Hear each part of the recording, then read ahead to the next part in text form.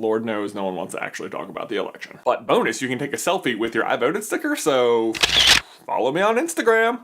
But on a much more serious and important note, today we are going to be discussing another one of the Deathly Hallows, in particular the Elder Wand, and who was the true master of it.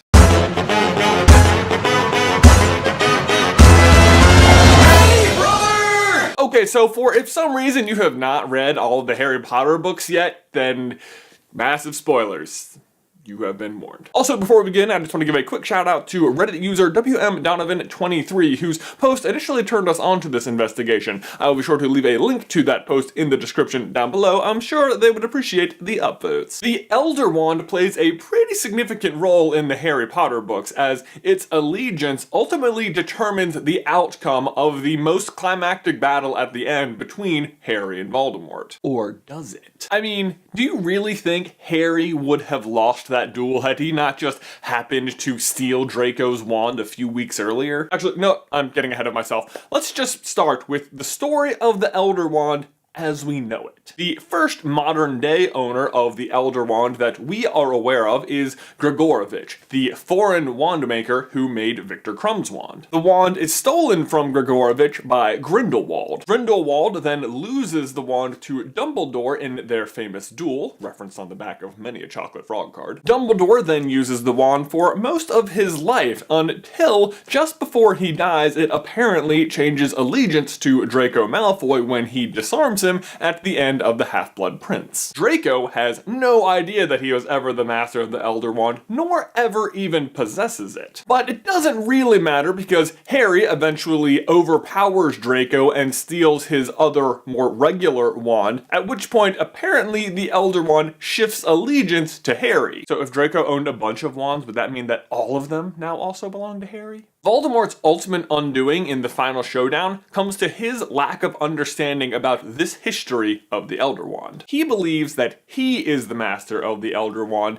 because even though Draco disarmed Dumbledore, Snape is the one who killed him, and in turn, Voldemort then kills Snape. But of course he is wrong, and in the final battle, even though Voldemort possesses the wand, it is apparently loyal to Harry, backfires on Voldemort, Harry wins, war's over, hooray! And in the end, there can be no denying that Harry is the true master of the Elder Wand because we do see him perform great magic with it when he repairs his old broken wand, a feat that would otherwise be unaccomplishable.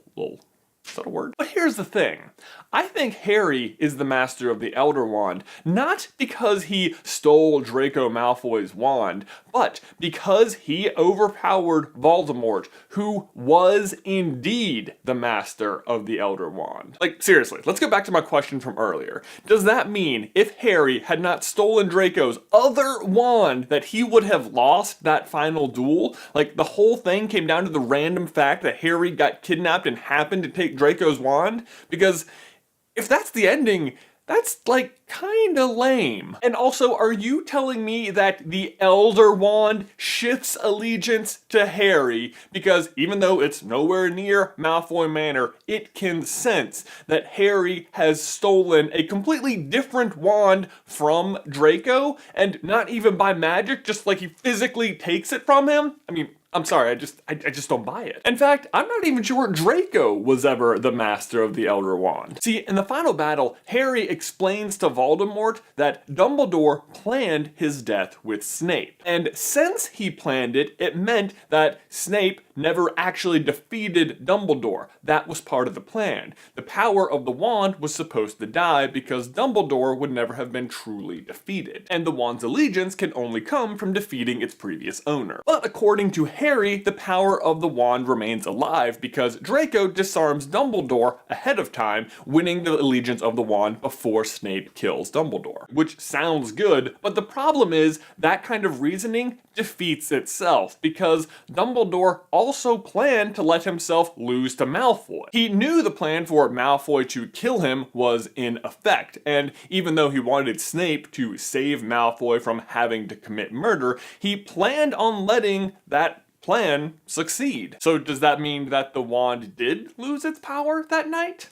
No. Again, we know the wand still has its magnificent power because Harry uses it at the end to repair his wand. But if Harry didn't win the allegiance of the wand from Malfoy, the only other person Harry defeated who's a candidate that owned the wand was Voldemort, meaning Voldemort must have been the Master of the Wand. So the question is, how did Voldemort come to be Master of the Wand? Because, as we just went over, he never defeated Dumbledore. Well, what if Dumbledore was also never the true Master of the Elder Wand? What? Think about it. Do we ever see Dumbledore perform any particularly powerful magic with the wand? Okay, actually, yes, like all the freaking time. But it's hard to say whether or not that power is coming from Dumbledore just being a very powerful wizard, or the power of the wand itself. In fact, Voldemort himself has a very similar complaint about the wand before he kills Snape. Snape tells him, "You have performed extraordinary magic with this wand, my lord, in the last hours alone." And Voldemort replies, "No, I am extraordinary, but the wand,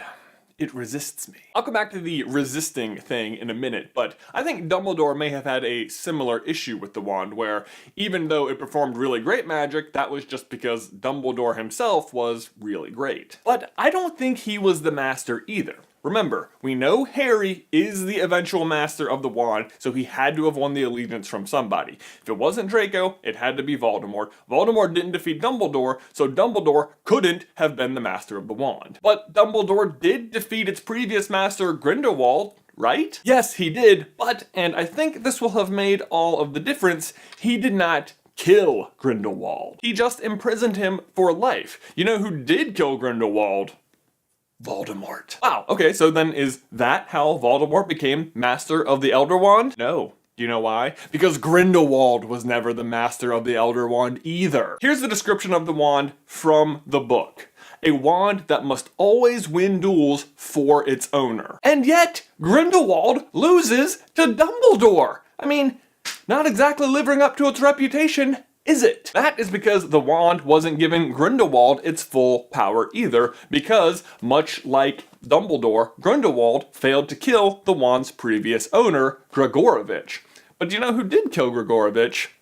Voldemort. Man, that guy really killed a lot of people. And yes, that is actually the reason Voldemort is the master of the Elder Wand. But Jay, if Grindelwald losing to Dumbledore is proof that he wasn't master of the Elder Wand, isn't Voldemort losing to Harry proof that he also wasn't master of the Elder Wand? Yeah, I can see why that totally makes a lot of sense when you say it like that, but here's why, even though Voldemort is the master of the Elder Wand, it is still resisting him, to use his own words. Because Horcruxes. By the time Voldemort has that conversation with Snape, the ring, locket, diary, diadem, and cup have all already been destroyed. The wand is supposed to be worthy of a wizard who has conquered death, according to the tales of Beedle the Bard. But at that point, Voldemort hasn't conquered death. On the contrary, he's 5/8 dead. And by the time he shows down with Harry, he's 7/8 dead and literally fighting someone who did just conquer death by coming back from the grave. Harry doesn't win because of some debacle with Draco Malfoy weeks earlier. He wins because he is genuinely the more powerful wizard,